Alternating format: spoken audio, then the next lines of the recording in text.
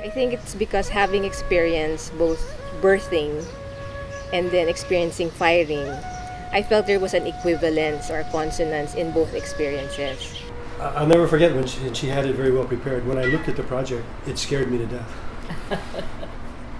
The audacity of it. And I looked at Rita and I said, "Are you really sure you want to do this?"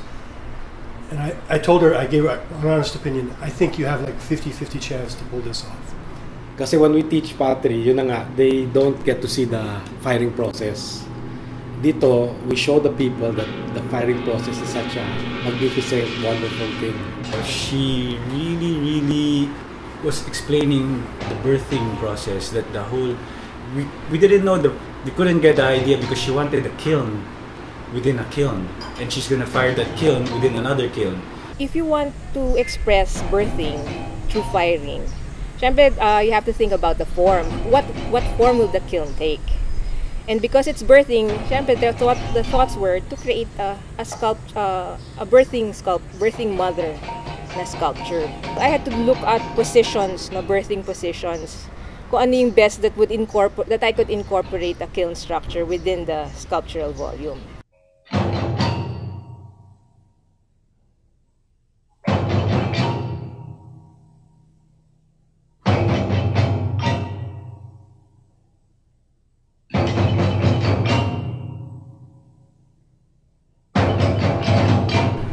What I realized was she was really doing her homework, and that I guess it was a good thing that I sort of scared her a little bit, because it wasn't an easy project. Because LUAL is made of clay, it has to be fired as well. So I have to think about a design, a temporary kiln that would fire LUAL. And it needed a lot of research, and in fact, a lot of the questions she asked had no answers, because I don't think anyone had really done some of these things. Finally, there's this one design that we both thought would work, me and John. The design of Kumot Kiln is an updraft kiln. It has two fireboxes at both sides of LUAL, and the heat will go up to the roof, and then it will hit the roof and circulate downwards to around LUAL. Tapos yung specifications niya, it has to be really very small lang, enough lang yung clearance between the sculpture and the Kumot walls, the Kumot Kiln walls, para the heat will really hit the sculpture and would fire the sculpture. It was sort of based on a fast-fire wood kiln, and it had an interior firebox and an exterior firebox. I don't think that's ever been done before.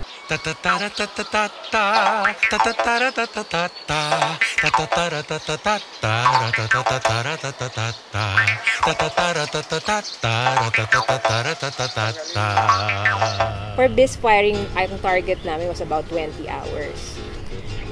I was really more scared of the BIS firing than the actual performance firing kasi konti na lang yung difference ng temperature nila eh. And it had to be a very slow and patient firing. So this is the start, for me, this is the metaphor and the start of the symbol of the birthing.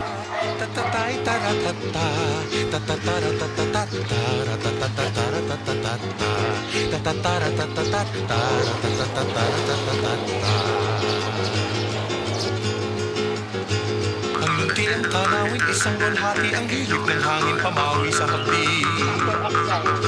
Ang bukang batis na bisay ng biti. Koyahin ang diwang nagpapatandi. Tatatara-tatatata, tatatara-tatatata, tatatara-tatatata, tatatara-tatatata, tatatara-tatatata. It was a good firing because LUAL Kiln and Kumot Kiln was very responsive. Kapag tagulan na may pagdadamayan, may awit at tugtog sa pagtataniman. Kapag nagtagani, nagpipinitigan, sabay ng harana sa pinakahirap. Tatatara-tatatata, tatatara-tatatata, tatatara-tatatata, tatatara-tatatata, tatatara-tatatata, tatatara-tatatata.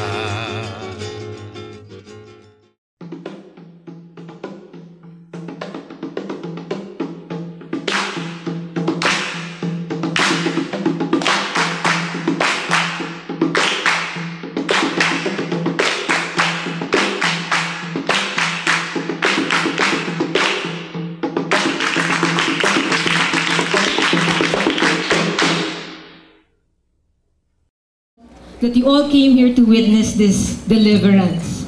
Deliverance from a long years of hard work. Actually, the project began 2.5 years ago. It was conceptualized 2.5 years ago. Kindly pass the candle, the light to the audience. When I saw the kiln first, actually my image was a volcano that time. When I arrived at the College of Finance. You know, you liken a volcano when it erupts, fire comes out, life comes out.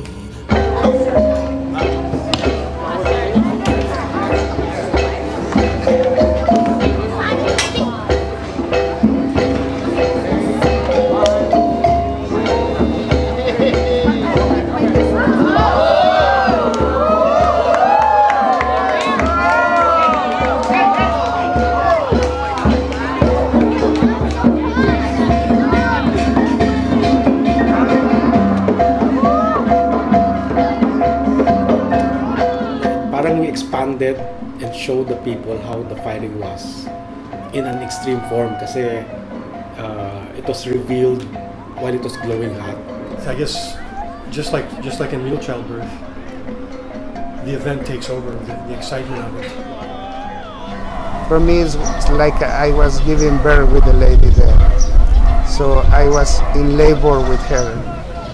I think if only because the potter is a woman and the potter is a mother.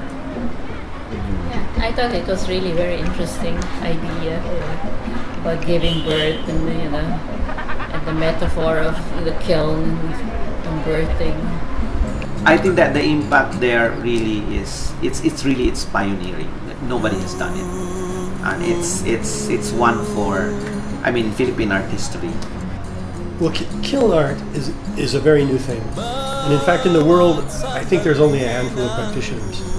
That's one reason it's difficult to really get. There was a person who approached me after we finished with this, and he asked me, "Do you think that this is going to be a symbol of birth?"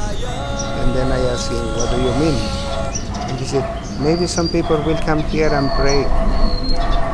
We'll pray for fertility."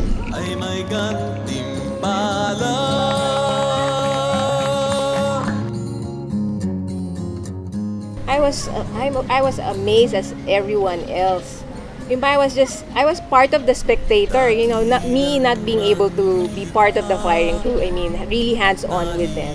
I was just there in front and watching with amazement and awe.